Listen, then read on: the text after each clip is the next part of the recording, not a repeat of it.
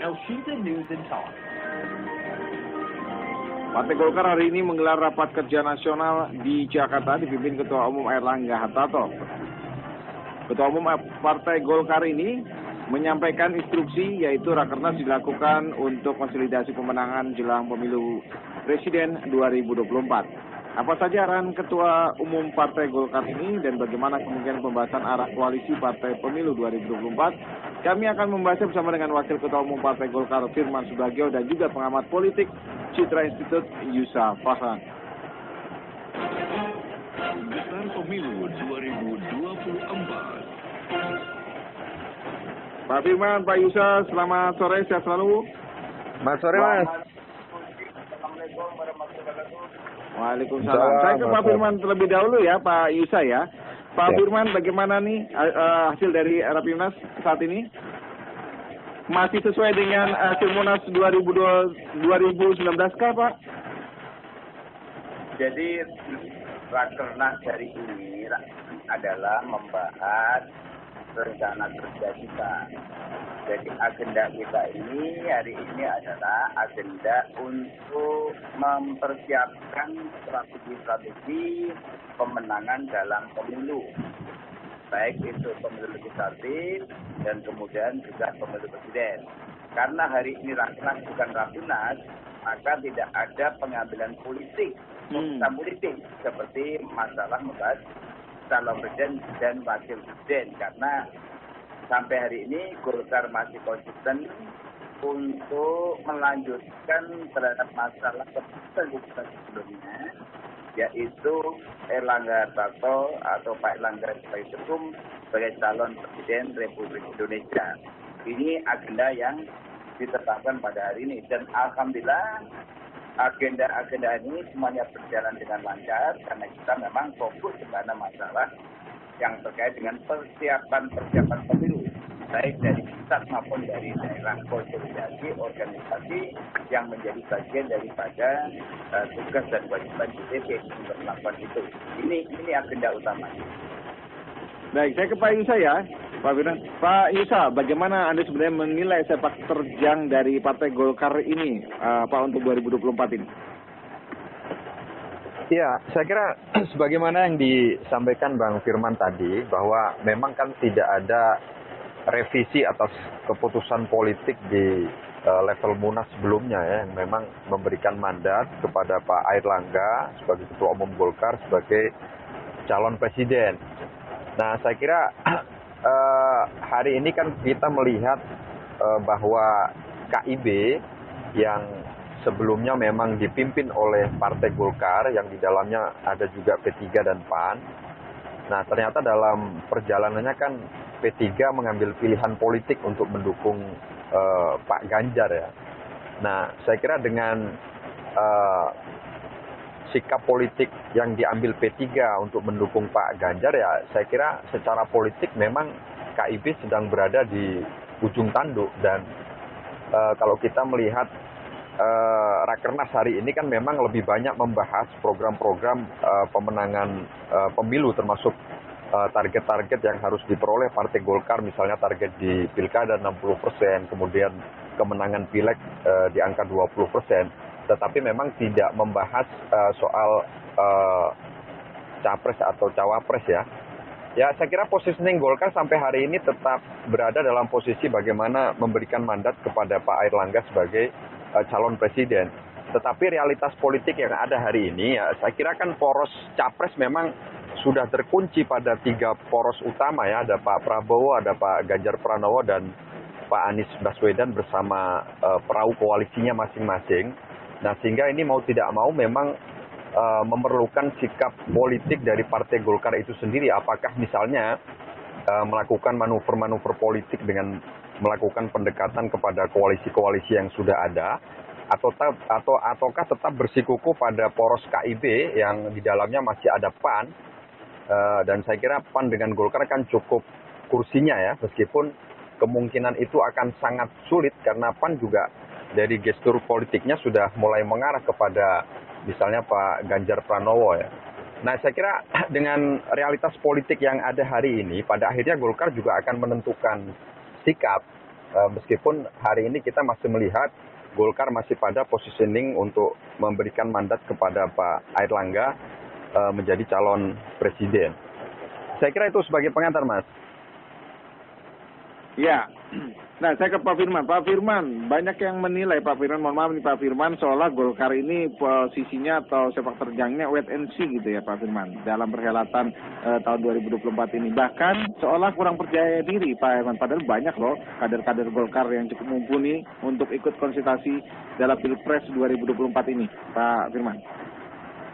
Saya rasa bukan itu ya, karena begini, ini yang perlu dipahami oleh publik bahwa KIB ini kan memang ketika koalisi itu kan memang jelas terbuka. Masing-masing itu dari partai koalisi punya hak untuk mencalonkan siapa yang akan menjadi calon presiden dan wakil presidennya. Kalau Golkar jelas bahwa secara confident itu mencalonkan ketua umumnya menjadi calon presiden. Dan PAN dan P3 ketika itu kan belum memiliki calon, baik presiden maupun wakil presiden. Nah, oleh karena itu, koalisi ini saya rasa masih cukup bisa dipertanggungjawabkan karena koalisi yang dibangun oleh P3 dengan PDI dan PAN juga kemarin baru juga silaturahim, itu semua kan belum final. Pengalaman saya sebagai senior politik di Golkar ya, dari mulai zaman Pak Sudarmono sampai hari ini saya juga pernah menjadi ketua pemenangan pemilu DPP Partai Golkar dan bahkan saya juga pernah menjadi ketua pemenangan pemilu presiden Wakil Presiden 2004 zaman Pak SBY Pak YK. Semuanya itu cair dan proses politik ini panjang gitu loh. Dan jangankan ini bicara bulan, bicara hari aja bisa merubah. Kita masih belum lupa dengan dari ingatan kita ketika Pak Mahfud MD disuruh siap-siap untuk diumumkan oleh Bapak Presiden Jokowi. Tapi last minute, injury time kan bisa berubah. Inilah politik. Nah, oleh karena itu, Golkar melihat bahwa kemungkinan itu masih ada. Tadi telah disampaikan juga bahwa PAN kalau itu nanti satu saat bergabung dengan Golkar, kita kan juga bisa mencalonkan sendiri calon presiden dan wakil presiden. Itu kan merupakan satu hal yang sangat prestisius bagi PAN bisa mencalonkan wakil presidennya sendiri.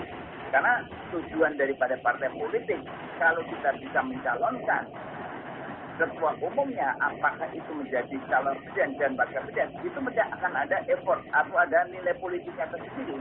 Nah, kemudian juga ketika bergabung dengan menyampaikan dukungan kepada Pak Ganjar, itu kan bukan memberikan cek kosong, kan tentunya ada syarat-syaratnya. Nah, persyaratan itu kan belum terpenuhi. Kalau kita melihat ketika diterima oleh DPP PDI, kan Bu Mega sudah menyampaikan, ya nanti dulu, jangan terburu-buru karena yang ngantri banyak gitu kan. Artinya bahwa belum ada satu kesepakatan. Nah, kalau seandainya P3 itu nanti suatu saat keinginannya tidak diterima, bisa juga nanti mereka mengalihkan dukungannya kepada koalisi lain yang mungkin lebih menguntungkan bagi P3. Kira-kira seperti itu. Jadi ini semuanya masih cair, karena ini masih cukup lama dan tentunya proses politik terus berjalan. Oleh karena itu kami tadi juga dukungan daripada daerah juga tetap bersemangat bahwa kita tetap harus mempertahankan posisi Pak Airlangga menjadi seorang calon presiden. Kenapa demikian? Karena kita melihat bahwa ke depan bangsa kita ini membutuhkan figur seorang pemimpin yang mampu. Pertama adalah menghadapi gejolak ekonomi global dan tantangan yang semakin berat ini tentunya kita tidak bisa memilih seorang pemimpin yang hanya popularitasnya tapi tidak menguasai terhadap apa yang dihadapi karena persaingan global ini semakin berat. Ya. Pak Firman, apakah ini ada kaitannya dengan suara Golkar yang terus merosot sejak lengsernya Presiden Soeharto, Pak? Sehingga Golkar seolah dalam tanda kutip agak hati-hati nih Pak di 2024 nanti. Saya rasa tidak. Justru kami bangga dengan Golkar. Walaupun ada penurunan, kalau biasanya di negara manapun lengsernya atau jatuhnya seorang rejim, itu partainya meskipun jatuh. Tetapi justru di Golkar ini terbalik. Dengan lengsernya Pak Harto yang begitu kekuasaannya dan Golkar bisa berbalik arah sikap politiknya, alhamdulillah Golkar sampai hari masih posisi nomor 2. Artinya apa? Golkar memang sangat tangguh karena memang strategi politiknya dan kemudian mempunyai kader-kader yang mumpuni. Nah, oleh karena itu, posisi Golkar ini adalah posisi yang mulai sedikit. Kenapa? Golkar ini sekarang ini adalah partai yang sudah milik publik. Siapapun bisa menjadi ketua umum partai kalau dia punya masa, punya kapasitas, punya kemampuan dan sebagainya. Nah, dibandingkan di era Orde Baru, untuk menjadi pimpinan Golkar itu tidak mudah. Orang seperti saya itu sulit untuk masuk menjadi pengurus partai ketika itu. Paling tinggi ya di kelompok kerja atau di lembaga-lembaganya. Karena apa? Terah saya ini bukan terah daripada keturunan orang-orang nengkran di jajaran Golkar. Tapi sekarang ini justru Golkar diisi adalah tokoh-tokoh dari masyarakat siapapun, anak petani, anak dari pedagang kaki lima yang memang berkemampuan secara politik, mereka itu bisa menjadi pengurus partai. Ini luar biasa. Beda dengan partai-partai lain yang masih menemukan kekuatan figur. Ya, ada beberapa partai yang sekarang ini masih mengandalkan kekuatan figur. Kalau Golkar ini sudah cair. Jadi fase-fase itu sudah dilewati oleh Golkar semua. Insya Allah Golkar nanti suatu saat partai lain menghadapi situasi politik Golkar di 97, Golkar sudah semakin settle. Iya. Kalau menurut Anda bagaimana, Pak Isa? Pak Isa? Iya. Nah, ini, kalau menurut Anda bagaimana? Ini berkaitan juga dengan suara Golkar yang seperti saya katakan tadi.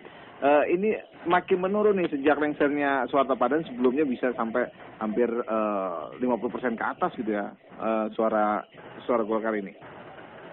Ya, saya kira kan sukses story Partai Golkar kan sudah pernah ditorehkan ya ketika 2004 Partai Golkar keluar sebagai pemenang waktu itu di bawah kepemimpinan Bang Akbar Tanjung. Nah, meskipun ada penurunan, tetapi saya kira kalaupun Partai Golkar hari ini belum tertangkap oleh radar hasil survei, katakanlah ada yang menempatkan di bawah 10% dan seterusnya, ya saya kira memang mesin politiknya belum dihidupkan secara maksimal. Nah, saya kira kalau bicara Golkar, ini kan partai besar, partai tua yang saya kira stok SDM-nya sangat melimpah. Dan kalau bicara dalam konteks pemilu legislatif, ini hampir semuanya rata-rata para calegnya kan caleg-caleg petarung ya. Caleg-caleg yang tidak hanya punya modal logistik, tetapi juga saya kira punya kompetensi yang bisa bertarung di daerah pemilihan masing-masing. Sehingga begitu mesin politik ini dihidupkan, terutama ketika nanti formasi daftar calon sementara sudah selesai, sudah kelihatan, ditambah lagi dengan setelah DCT, saya kira mesin politik Partai Golkar akan hidup. Nah, itulah kenapa pada saat selesai penghitungan suara, ya suara Golkar saya kira naik. Nah, bahkan perolehan kursinya kan kemarin lebih banyak daripada Partai Gerindra. Nah, tetapi memang yang hari ini menjadi sorotan publik adalah terkait dengan Pilpres ya.